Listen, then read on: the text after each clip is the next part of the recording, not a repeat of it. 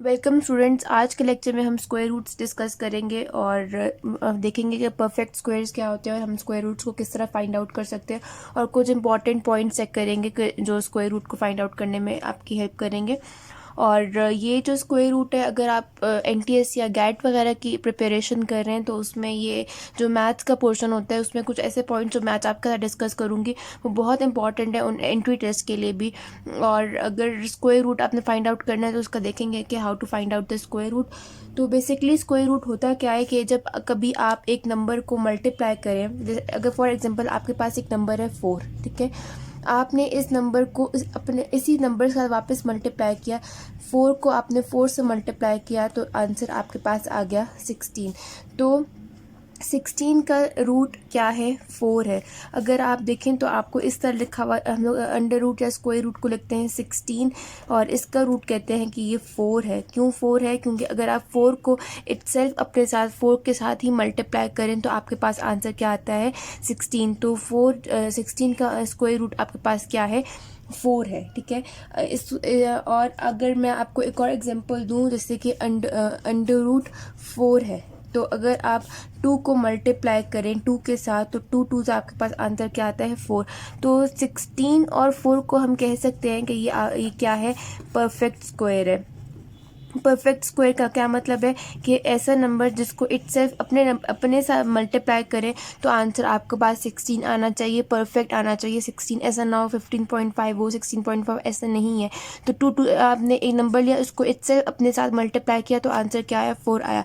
आपने एक नंबर लिया 4, इसको आपने इटसेल्फ मल्टीप्लाई किया 4 के साथ तो आंसर क्या आया? 16। तो इनको हम क्या कहते हैं? Perfect square. और 4 क्या है? स्क्वायर रूट ऑफ 16 और 2 क्या है? Square root of 4। अब एग्जाम्पल देखते हैं कि हम स्क्वायर रूट फाइंड आउट किस तरह करते हैं। तो how to find perfect square. For example, अगर फर्स्ट एग्जाम्पल हम लेते हैं 49 की। फर्स्ट एग्जाम्पल है आपके पास 49। फर्स्ट एग्जाम्पल है 49। तो 49 को आपने क्या लेना है? 49 का आपने लेना है स्क्वायर रूट। क्या लेना है आपने? 49 का स्क्वायर रूट। तो जस्ट आप क्या एलसीएम ले लें 49 का। 49 7 7 ज़ा 49, 7 1 ज़ा 7, क्या है? 7। कितने टाइम 7 है? 1 2 1 2। तो 7 multiply by 7 is equals to 49। जब 7 को आपने 7 के साथ मल्टीप्लाई किया तो 49 है, जो कि क्या है? परफेक्ट स्क्वायर है। सेकेंड एग्जाम्पल लेते हैं 36 की। सेकेंड एग्जाम्पल है आपके पास 36। सेकेंड एग्जाम्पल है 36।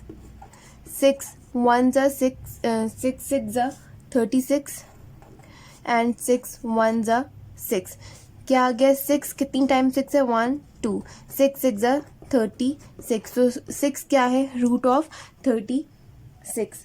अगर हम सिंबल की बात करें, सिंबल क्या है स्क्वायर रूट का?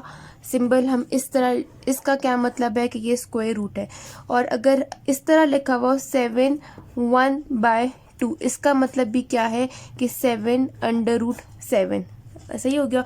और जब कभी हम स्क्वायर को कैंसिल आउट, अलजेब्रा में जब स्क्वायर को हम लोगों ने कैंसिल आउट करना होता है, तो अगर लेट सपोज बी स्क्वायर है, B square is equal to 49 है और हमें बी की वैल्यू फाइंड आउट करनी है। Let suppose B square is equal to 49 है आपके पास और आपने 49 की वैल्यू बी की वैल्यू फाइंड आउट करनी है, तो आप दोनों साइड पे क्या लेते हो? Under root. तो स्क्वायर स्क्वायर से क्या हो जाते हैं? Cancel out. एंड 49 का अंडर रूट क्या था? 7। तो बी इज इक्वल टू 7 आपके पास आंसर आ जाता है। अगर अब हम आते हैं इम्पॉर्टेंट डिस्कशन या important points of square root. Square root of an odd number is always odd.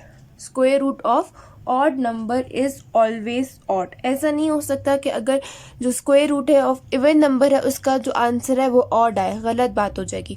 तो square root of even number होगा तो इवन आंसर आएगा, ऑड नंबर होगा तो ऑड आंसर आएगा। तो उसकी square root of an odd number is always odd. For example 1 है अंडर रूट 9। अंडर रूट 9, ये 9 क्या है आपके पास? ये ऑड नंबर है। क्या है? 9 आपके पास ऑड नंबर है। तो अंडर रूट 9 का अगर हम रूट लें तो आंसर आएगा आपके पास 3। तो ये 3 भी क्या है? ऑड है, ठीक है। तो square root of an odd number is always odd.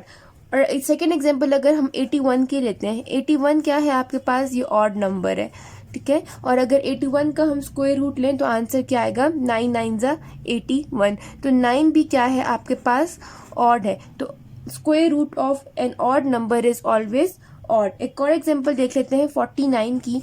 49 7 7 से क्या होता है आपके पास, 49। 49 क्या है आपके पास, ऑड नंबर, और 7 क्या है, ऑड नंबर। तो square root of an odd number is always odd. Second point है, ये एनटीएस या गैट के लिए बहुत इंपॉर्टेंट पॉइंट है, इससे ही आपके जो है ना स्क्वायर रूट से रिलेटेड एमसीक्यूज बनते हैं। सेकेंड पॉइंट है the square root of an even number is always even. ऐसा नहीं हो सकता कि अगर आपने पास इवन नंबर है तो उसका स्क्वायर रूट ऑड आए, ऐसी गलत बात हो जाएगी। तो square root of an even number is always even. For example under root 4, ये कौन सा नंबर है आपके पास, ये इवन नंबर है, ठीक है।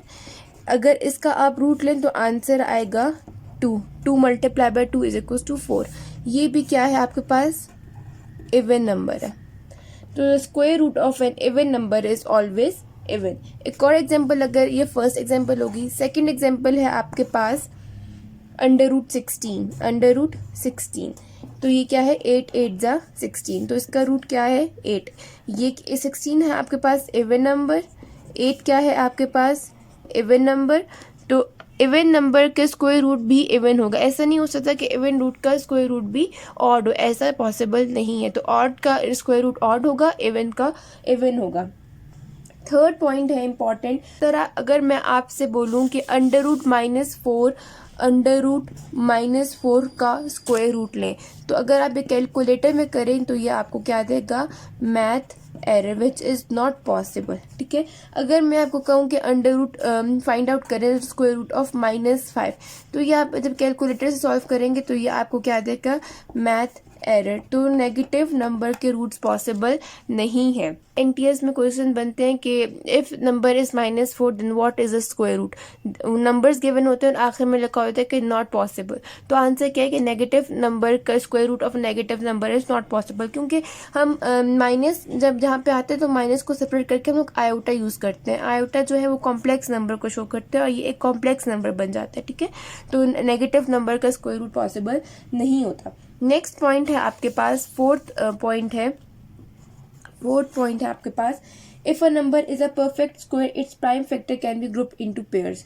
इसका क्या मतलब है कि जब ये परफेक्ट स्क्वायर्स की बात होगी ना, फॉर एग्जाम्पल ये तो 1 डिजिट 2 डिजिट्स के स्क्वायर रूट की बात है। अगर मेरे पास एक क्वेश्चन है जिसका मैंने perfect square root find out करना है और क्वेश्चन है 3 5 7 6 0 4, ठीक है। तो आपने इस इतने बड़े नंबर का स्क्वायर रूट आप कैसे फाइंड आउट करेंगे, ये एक परफेक्ट स्क्वायर है। और जब इस तरह का कोई परफेक्ट स्क्वायर हो और जैसे बड़े नंबर हो तो आप इसकी ग्रुपिंग कर लेते हैं, 2 2 का पेयर 2 3 4 5 6 अगर इवन नंबर्स हैं। और अगर ऑड नंबर्स हैं तो आप जो है 2 2 2 1 लेफ्ट हो जाते हैं। वो मैं आपको नेक्स्ट लेक्चर में बताऊंगी कि अगर इवन नंबर्स हैं तो उसको किस तरह उसका स्क्वायर रूट कैसे फाइंड आउट करना है, और अगर ऑड नंबर्स हैं तो उनका स्क्वायर रूट कैसे फाइंड आउट करना है, वो हम लोग डिस्कस करेंगे नेक्स्ट लेक्चर में। लेकिन आज के लेक्चर में से हम important discussion related to square root discuss करें, what are the important points related to square roots, वो हम लोग देख रहे हैं, ठीक है। तो हम पेयर में अगर बहुत बड़ा डिजिट है उसका स्क्वायर रूट फाइंड आउट करना है तो आप उसको पेयर में कन्वर्ट करते हो। 4 इंपॉर्टेंट पॉइंट्स हम लोगों ने फर्स्ट पॉइंट देखा, एक बार जस्ट ब्रीफ समरी कर लेते हैं कि फर्स्ट पॉइंट देखिए, अगर ऑड नंबर्स हैं तो ऑड नंबर का स्क्वायर रूट भी हमेशा ऑड होगा। अगर इवन नंबर्स हैं तो इवन नंबर का स्क्वायर रूट भी हमेशा क्या होगा, इवन होगा। नेगेटिव नंबर का स्क्वायर रूट पॉसिबल नहीं है। और अगर एक बड़ा नंबर है, प्राइम फैक्टर है, परफेक्ट स्क्वायर है, तो उसकी जो है ग्रुपिंग कर सकते हैं, हम उसका पेयर ले सकते हैं, ठीक है। ऐसा पेयर करके ही हम उसका जो है वो स्क्वायर रूट फाइंड आउट करेंगे। I hope you like this video और अच्छी लगी होगी आपको इंशाल्लाह। अगर आज सिर्फ हम लोगों ने basics of square root discuss किए, नेक्स्ट लेक्चर में हम डिस्कस करेंगे कि how to find out the square root of odd number, और अगर डेसिमल स्क्वायर रूट में आ जाए तो हम उनका स्क्वायर रूट कैसे फाइंड आउट करेंगे। Thank you so much. अल्लाह हाफिज़।